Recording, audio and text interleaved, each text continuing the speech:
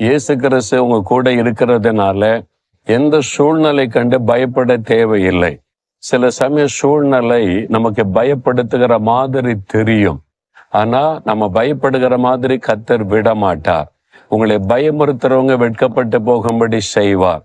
ஒருவேளை உங்களுக்கு விரோதமாய் மனிதர்கள் மாத்திரம் அல்ல, பயப்படுத்துகிற ஆவிகள், சாத்தானுடைய கிரியைகள், மந்திர வல்லமைகள் எழும்பினாலும் உங்களை தொட முடியாத, சேதப்படுத்த முடியாது. என் ஆண்டவர் வாக்கு கொடுத்திருக்கிறார்ல, ஏசாயா 54:17 உனக்கு விரோதமாய் உருவாக்கப்படும் எந்த ஆயுதமும் வாய்க்காதே போகும்.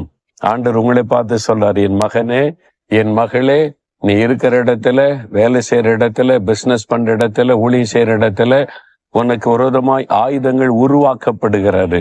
தூரத்திலிருந்து உன்னை தாக்கும்படி மந்திரவாதம், பில்லு சூனியங்கள், எந்த ஆயுதமும் உன்னை தொட முடியாத, சேதப்படுத்த முடியாது.